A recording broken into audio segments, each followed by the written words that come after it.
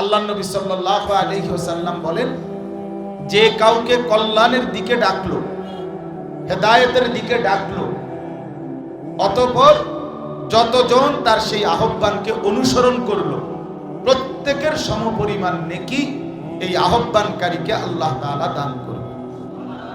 তাহলে আজকে আমরা প্রথম আমরা ইনশাআল্লাহ ধরে নিলাম যে সারা বাংলাদেশের কিশোর নওজোয়ানকে আমরা আহ্বান করলাম, তাইলে ইনশাআল্লাহ এরপরে যারা আসবে তো তাদের সমপরিমাণ নেকি আমরাও পেতে থাকবো ইনশাআল্লাহ।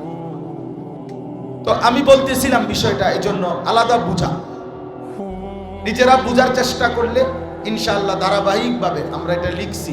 মাওলানা ইয়াহইয়া আলোচনা করেছে মদ, জুয়া, চরিত্র ও জীবন বিধ্বংসী মহাপাপ। এটা আমার নিজের হাতে দেওয়া শিরোনাম। ইনশাআল্লাহ কিছুক্ষণ পরে 12টা থেকে আল্লামা মুফতি আমজাদ হোসেন সাহেব, বাংলাদেশের একজন প্রখ্যাত আলেম, গবেষক, বিচক্ষণ, বিদগ্ধ একজন আলেমে দ্বীন, আমাদের কুমিল্লা মুরাদনগরের, তিনি ইনশাআল্লাহ বয়ান করবেন জৈবিক চাহিদা নিয়ন্ত্রণে রোজা কার্যকর মাধ্যম। রাসূলুল্লাহ সাল্লাল্লাহু আলাইহি ওয়াসাল্লাম বলছেন, যুবককে আলাদা বলছেন যে রোজা রাখতে, চরিত্র হেফাজতের জন্য, চরিত্র হেফাজতের জন্য। এবং নবীজি বলছেন ফা ইন্নাস সাওমা লাহু বিজাউন, নিশ্চয়ই রোজার মধ্যে রয়েছে তোমার যৌন চাহিদা নিয়ন্ত্রণের প্রতিষেধক। এটা অনেক বড় একটা প্রতিষেধক। এই বিষয়টার উপরে, রোজার বিষয়টা, যুবকের জৈবিক চাহিদা নিয়ন্ত্রণে কার্যকর একটি ভূমিকা, এটা নিয়ে ইনশাআল্লাহ উনি আলোচনা করবেন। হযরত মাওলানা মুফতি ইউসুফ বিন ইকবাল, বাংলাদেশের এখন বর্তমান সময়ের নওজোয়ান আলোচকদের মধ্যে একজন অন্যতম আলোচক, অনেক সুন্দর বয়ান করে মাওলানা, আলহামদুলিল্লাহ উনিও আসতেছেন, উনিও আলোচনা করবেন জিনা, ব্যভিচার ও হারাম সম্পর্কের ক্ষতিকর প্রভাব, এই বিষয়ে। আমাদের কুমিল্লা ক্যান্টনমেন্টের দাওয়াত ও তাবলীগের আমাদের সাথী, আমাদের উলামায়ে কেরামের সাথে সম্পৃক্ত একজন দ্বীন দরদি ডাক্তার, শিশু বিশেষজ্ঞ ডাক্তার, ডাক্তার মিজানুর রহমান, উনি ইনশাআল্লাহ কিছুক্ষণ বয়ান করবেন জীবন গঠনে দাওয়াত ও তাবলীগের ভূমিকা। আমার শায়েখ আরিফ বিল্লাহ হাকিমুন নফস আল্লামা মুফতি মুশতাকুন নবী কাসেমি জোহরবাদ হুজুর ইনশাআল্লাহ বিরতির পরে বয়ান করবেন, ইসলাহি বয়ান, হযরতের মর্জি মতোই ইনশাআল্লাহ বয়ান করবেন। তো আপনাদের কাছে নওজোয়ান ভাই, বিশেষ করে তোমাদের কাছে আমাদের বিশেষ কথা হলো এটা, আল্লাহ তাআলা কুরআনুল কারীমের মধ্যে বলছেন ওয়ালাউলা ফাদলুল্লাহি আলাইকুম ওয়া রাহমাতুহু মা যাকা মিনকুম মিন আহাদিন আবাদা। আল্লাহ তাআলা বলেন যে আল্লাহ তাআলার দয়া, অনুগ্রহ, রহমত যদি না হয় তাহলে কেহই নিজেকে নিজে সংশোধন করতে পারে না। এই কথাটা হলো মূল কথা আমার। মা যাকা মিনকুম মিন আহাদিন আবাদা, আবাদান অর্থ হলো কখনোই না। কেউ নিজেকে নিজে চরিত্রবান, আখলাকওয়ালা বানাইতে পারবে না, নিজে নিজে পারবেন। আমি নিজে ভালো হয়ে যাব, আমি নিজে এখন থেকে ভালো হয়ে যাব, পারতেন না। বরং আল্লাহ তাআলার দয়া, আল্লাহ তাআলার রহম, আল্লাহ তাআলার অনুগ্রহ যে বান্দার উপরে হয়, সেই উত্তম আখলাকওয়ালা, সেই উত্তম চরিত্রবান হয়, সেই গুনাহ থেকে বাঁচবার হিম্মত পায়। কুরআনুল কারীমের মধ্যে আছে, আল্লাহ তাআলা বলছেন আল্লাহু ইয়াজতাবি ইলাইহি মান ইয়াশা ওয়া ইয়াহদি ইলাইহি মান ইউনিব। আল্লাহু ইয়াজতাবি ইলাইহি মান ইয়াশা অর্থ হলো আল্লাহ যাকে চান তাকে আল্লাহ জজব করেন। জজব এই শব্দটা অর্থ হলো আল্লাহ তাআলা নিজেই তাকে আকর্ষণ করে টেনে নিজের দিকে ফিরিয়ে নিয়ে আসে। আল্লাহ টেনে নিয়ে আসে। আল্লাহু ইয়াজতাবি, সাইয়্যিদুনা ওমর রাদিয়াল্লাহু তাআলা আনহুকে আল্লাহ তাআলাই জজব করেছেন, অর্থাৎ আল্লাহ তাআলাই কুফরির রাস্তা থেকে আল্লাহর নবী সাল্লাল্লাহু আলাইহি সাল্লামকে হত্যা করতে রওনা দিয়েছে, হাতে তলোয়ার, প্রচন্ড রাগ, চোখে মুখে লাল, এবং মক্কার কুরাইশদেরকে বলছে তোমরা গিয়া কাবা ঘরের সীমানায় দাঁড়াও, আমি মুহাম্মদের কল্লা নিয়ে আসতেছি। নাউজুবিল্লাহ। এরকম উত্তেজিত যুবক, এরকম উত্তেজিত তরবারি হাতে, উন্মুক্ত তরবারি নিয়ে যিনি রওনা দিলেন, তো যাচ্ছেন তো নবী সাল্লাল্লাহু আলাইহি সাল্লামকে হত্যা করতে, এক মহা পাপের উদ্দেশ্যে। কিন্তু আল্লাহ তাআলার পছন্দ হয়েছে। আল্লাহ বলেন আমি তোমাকে এই মুহূর্তেই হেদায়েত দেব, এই চলমান অবস্থাতে হেদায়েত দেব। আসসালামু আলাইকুম ওয়া রাহমাতুল্লাহি ওয়া বারাকাতুহু। আলহামদুলিল্লাহ আলহামদুলিল্লাহ নাহমাদুহু ওয়া নাস্তাঈনুহু ওয়া নাস্তাগফিরুহু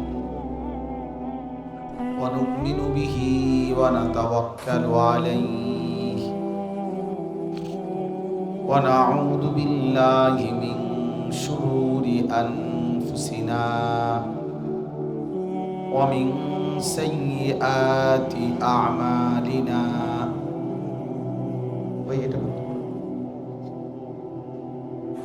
من يهده الله فلا مضل له ومن يضلله فلا هادي له ونشهد أن لا إله إلا الله وحده لا شريك له ونشهد أن سيدنا وحبيبنا ومولانا محمدا عبده ورسوله. أما بعد فأعوذ بالله من الشيطان الرجيم. بسم الله الرحمن الرحيم.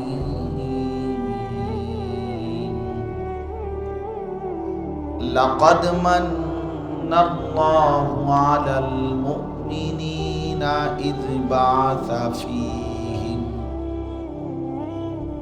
بعث فيهم رسولا من أنفسهم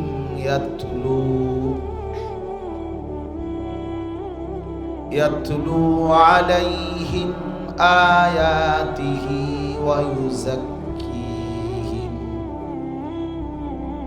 ويزكيهم ويعلمهم الكتاب والحكمة وإن كانوا من قبل لفي ضلال مبين.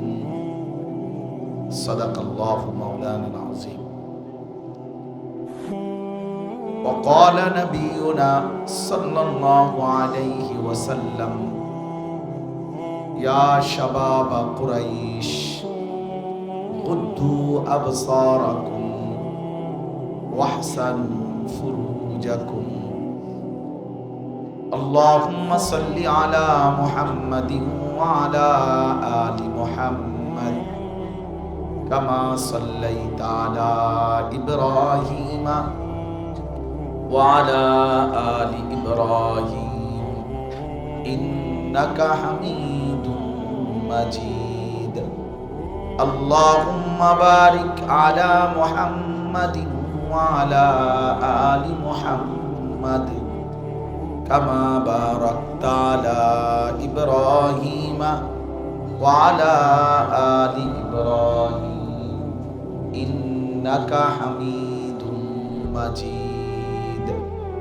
سبحانك لا علم لنا إلا ما علمتنا إنك أنت العليم الحكيم. الحمد لله. আল্লাহ পাক রব্বুল ইজ্জত জুল জালাল ওয়াল ইকরামের ফজল করম রব্বুল আলামিনের অপরিসীম ইহসান, মেহেরবানি, দয়া, আল্লাহ তাআলা আমাদেরকে আজ 8 ফেব্রুয়ারি 2025 রোজ শনিবার আমাদের প্রাণপ্রিয় দ্বীনি প্রতিষ্ঠান মাদ্রাসায়ে আশরাফুল উলুম ময়নামতি বুড়িচং কুমিল্লা এর উদ্যোগে আজকের এই কিশোর যুব ইসলাহি মজলিসে আল্লাহ তাআলাই আমাদেরকে আসবার বসবার আল্লাহর জন্যই জমা হওয়ার তৌফিক দান করেছেন। এজন্য আমরা সকলেই বলি আলহামদুলিল্লাহ। মূলত প্রতি মাসের দ্বিতীয় শনিবার আমাদের এই মাদ্রাসায় আজকে প্রায় 3 বছর যাবত ধারাবাহিক ইসলাহি মজলিস সকাল 10টা থেকে জোহরের আগ পর্যন্ত মহিলাদের জন্য, মা বোনদের জন্য বয়ান হয়, আর আসর থেকে এশা পুরুষদের জন্য বয়ান হয়।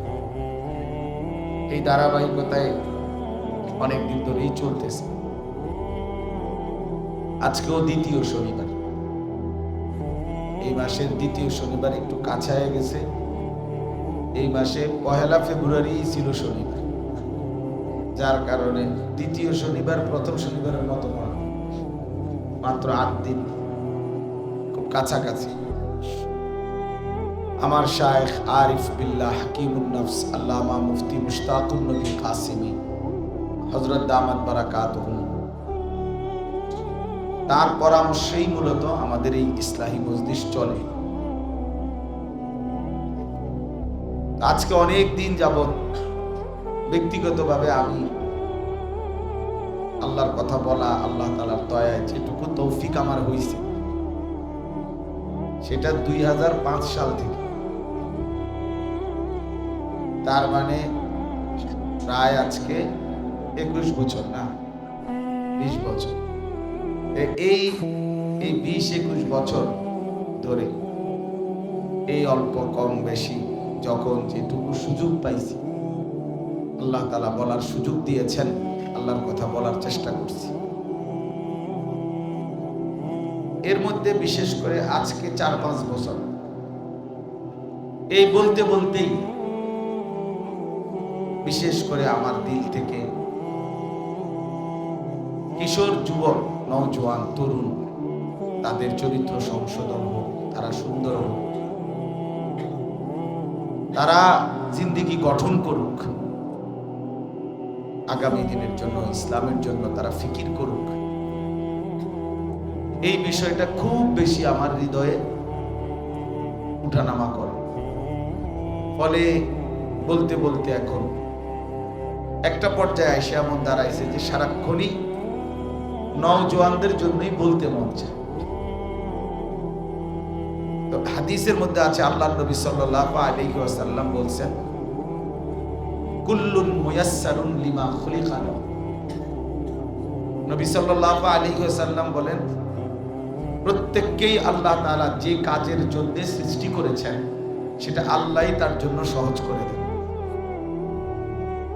এজন্য অনেক ভারী কাজ অনেকে খুব সহজেই করতে পারে, আল্লাহ তাআলা তার জন্য এটা সহজ করে দিয়েছে। আরেকজনে এটা মোটেই পারবে না। এক একজনের জন্য আল্লাহ তাআলা এক একটা কাজ সহজ করে দিয়েছে। আমি মনে করি আল্লাহ তাআলার পক্ষ থেকে এটা আমার দিলে যে কিশোর, নওজোয়ান, তরুণ, যুবক তারা আল্লাহর দিকে ফিরবে, আত্মসংশোধন, নিজেকে গঠন, নিজের চরিত্র সংশোধন, নিজের ঈমান আমলের জিন্দেগি সুন্দর করা, এইটাই আমার একটা বড় ফিকির। তো এমনিতে সব সারা দেশে যেখানেই মাহফিলে যেটুকু যাওয়ার সুযোগ হয় সব মাহফিলেই আমি এটা বেশি বলি। এখন বলতে বলতে দেখলাম যে সব মাহফিলে নওজোয়ান শ্রোতা আমার বয়ানের সময় বেশি। আমার উপলব্ধি হয়েছে এটা। আমি ভাবলাম যে এই যে আল্লাহ তাআলার পক্ষ থেকে দিন রাত আমি বলার চেষ্টা করি, এইটারে একটা ধারাবাহিক রূপ দেওয়া দরকার। অর্থাৎ কোন অঞ্চলে গেলাম, বললাম, তাৎক্ষণিক একটা যুবক উৎসাহিত হয়েছে আল্লাহর দিকে ফিরবার জন্য, কিন্তু এরপরে তো সে আর আমার সাথে দেখাও হয় না, কথাও হয় না, কোনো যোগাযোগও নাই, কোনো সিস্টেম নাই। তাইলে তার খোঁজখবর নেওয়া কিভাবে, কেমন আছে, কতটুকু আগাইলো আল্লাহর পথে, আখিরাতের পথে, নিজের আখলাকের সৌন্দর্যের ক্ষেত্রে আগাইলো কেমন, এই খোঁজ খবর নেওয়া, মনিটরিং করা, তদারকি করা, এটা তো উচিত। এই চিন্তাকে সামনে নিয়ে সব মিলায়া আমরা আমার শায়েখ আল্লামা মুফতি মুশতাকুর নবী কাসিম হুজুরের সাথে আমি এই মশওয়ারাটা করছি যে হুজুর, আমি চাই যে আলাদাভাবে শুধু এই কিশোর তরুণ যুবক তাদের জন্যই শুধু পৃথক ইসলাহী মজলিস করুন, শুধু তাদের জন্য, যেন ওদেরকে নিয়েই কিছু কথা আলাদা বলা যায়। হুজুর খুব উৎসাহ দিয়েছেন এবং এমন কিছু কথা বলছেন যেটা আপনাদের সামনে বলার মতো, তো বাকি আমারে যা বলার বলছে। লম্বা সফর, আমি ঢাকা থেকে তখন সিলেট যাচ্ছিলাম হযরতের গাড়িতে করে, তখন বলছেন অনেক কিছু, বলছেন অনেক উৎসাহ দিয়েছেন, অনেক দিল থেকে উৎসাহ দিয়েছেন, সাহস যোগাইছেন। এবং আজকের এই ডেটে জোহরের পরে হযরত আসবেন, আসার কথা ছিল না, আজকে কুমিল্লা আসারই কথা ছিল না, থাকবেন নোয়াখালী সিদ্ধান্ত ছিল, কিন্তু নিজের হাতে পরে ডায়েরিটা নিয়ে, তো নিজের হাতেই উনি ওনার ডায়েরিতে আজকে শনিবার বাদ জোহর আমাদের এখানকার জন্য মজলিস এটা লিখছে। আল্লাহ যদি আনায়, আশা করি আসবে ইনশাআল্লাহ। তারপরও আমরা দোয়া চাই যে আল্লাহ তাআলা যেন হযরতকে আফিয়তের সাথে আমাদের মাঝে আনায়।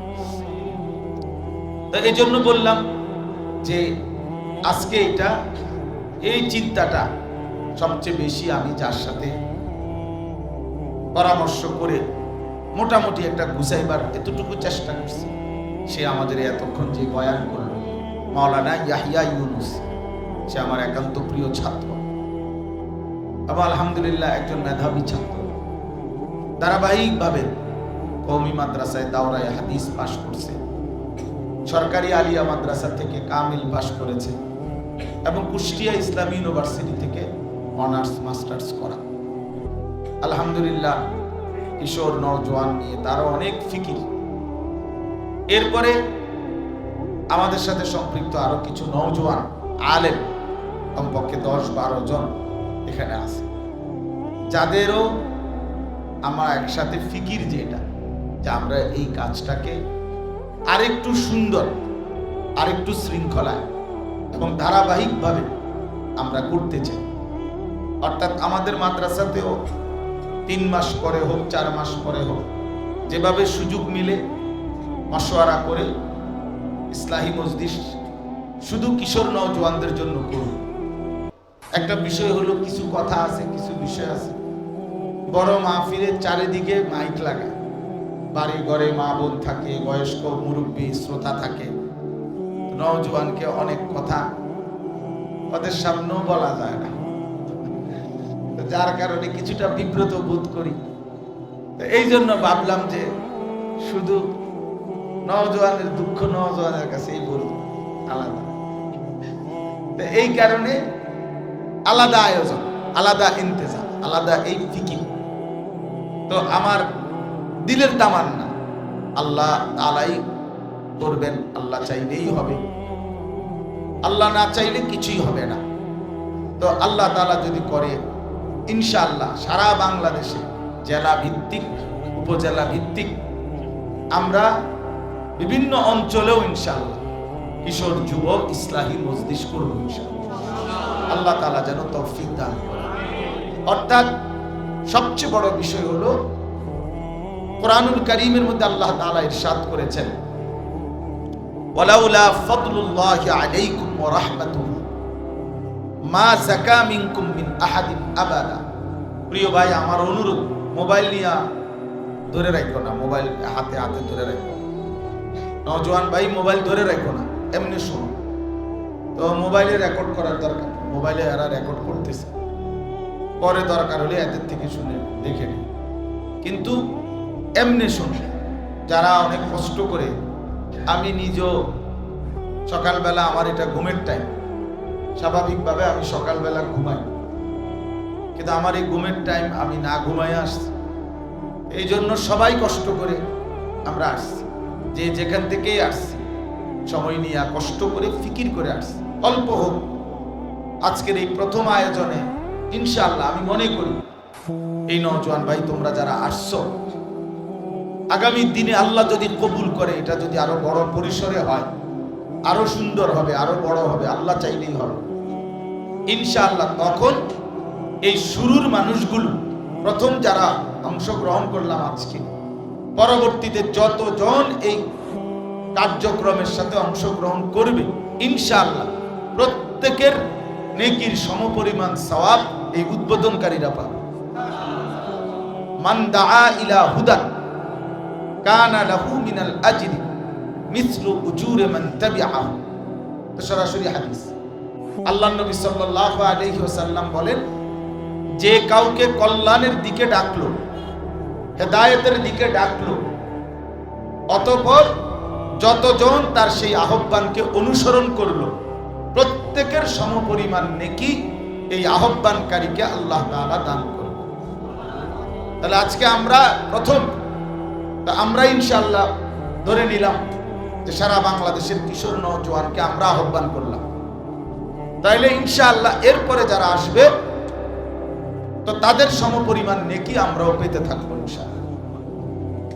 তো আমি বলতেছিলাম বিষয়টা এই জন্য আলাদা বুঝা, নিজেরা বুঝার চেষ্টা করলে ইনশাআল্লাহ ধারাবাহিকভাবে আমরা এটা লিখছি।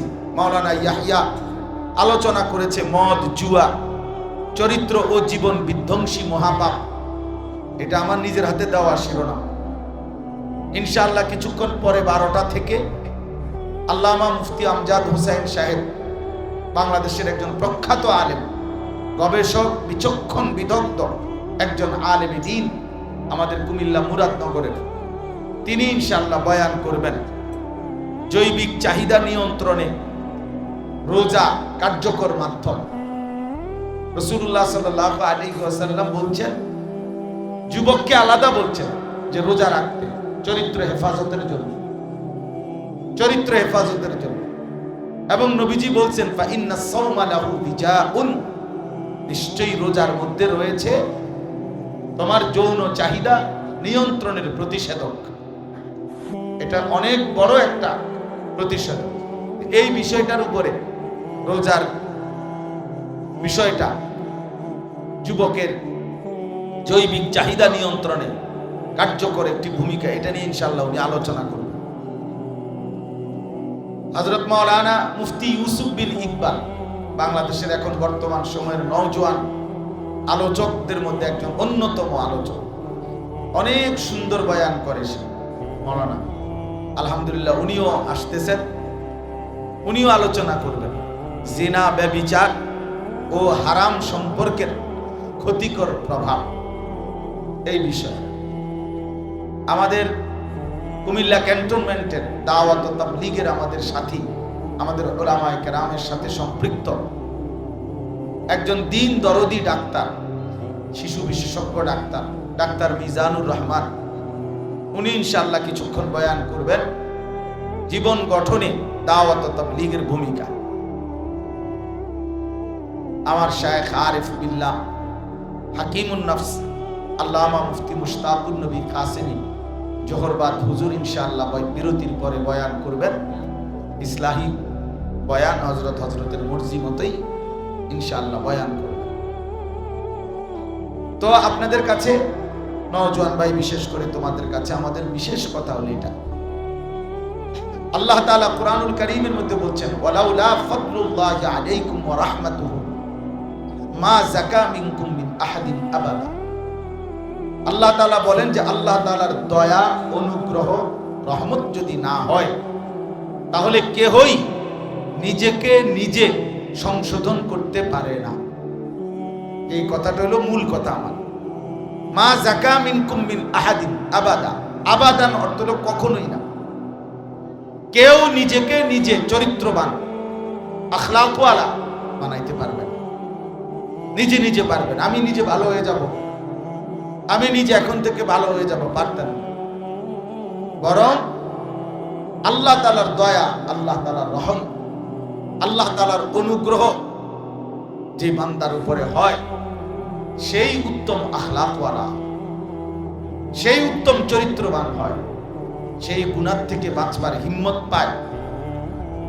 কুরআনুল কারীমের মধ্যে আছে, আল্লাহ তাআলা বলছেন, আল্লাহু ইয়াজতাবি ইলাইহি মান ইয়াশা ওয়া ইয়াহদি ইলাইহি মান ইউনিব। আল্লাহু ইয়াজতাবি ইলাইহি মান ইয়াশা, অর্থ হলো আল্লাহ যাকে চান তাকে আল্লাহ জজব করেন। জজব এই শব্দটা অর্থ হলো আল্লাহ তাআলা নিজেই তাকে আকর্ষণ করে টেনে নিজের দিকে ফিরিয়ে নিয়ে আসে। আল্লাহ টেনে নিয়ে আসে। আল্লাহু ইয়াজতাবি।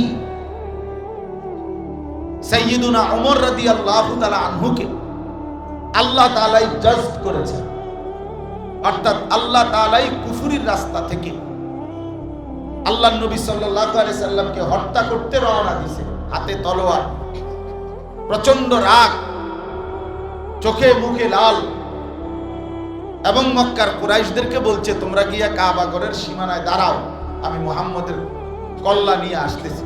নাউজুবিল্লাহ। এরকম উত্তেজিত যুবক, এরকম উত্তেজিত তরবারি হাতে, উন্মুক্ত তরবারি নিয়ে যিনি রওনা দিলেন, তো যাচ্ছেন তো নবী সাল্লাল্লাহু আলাইহি সাল্লামকে হত্যা করতে, এক মহা পাপের উদ্দেশ্যে। কিন্তু আল্লাহ তাআলার পছন্দ হয়েছে।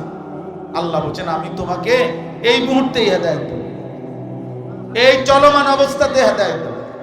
তো আল্লাহ তাআলা জজব করে, আল্লাহ যেন টেনে হযরত ওমর রাদিয়াল্লাহু তাআলা আনহুকে তৎক্ষণাৎ এই পথে, এই অবস্থাতে আল্লাহ তাআলা তাকে কালেমার দৌলত দিয়ে নবী সাল্লাল্লাহু আলাইহি ওয়াসাল্লামের কাছে যখন এনেছেন, লম্বা ঘটনা, মানে আমি শুধু বুঝাইতে চাচ্ছি যে যখন এনেছেন আল্লাহ নবী সাল্লাল্লাহু আলাইহি ওয়াসাল্লাম এর সামনে সাহাবীরা যারা ছিল, কিতাবের মধ্যে আছে যে ওমর রাদিয়াল্লাহু তাআলা আনহুকে দেখেই সাহাবায়ে কেরাম দাঁড়ায় গেছে, প্রত্যেকেই তরবারি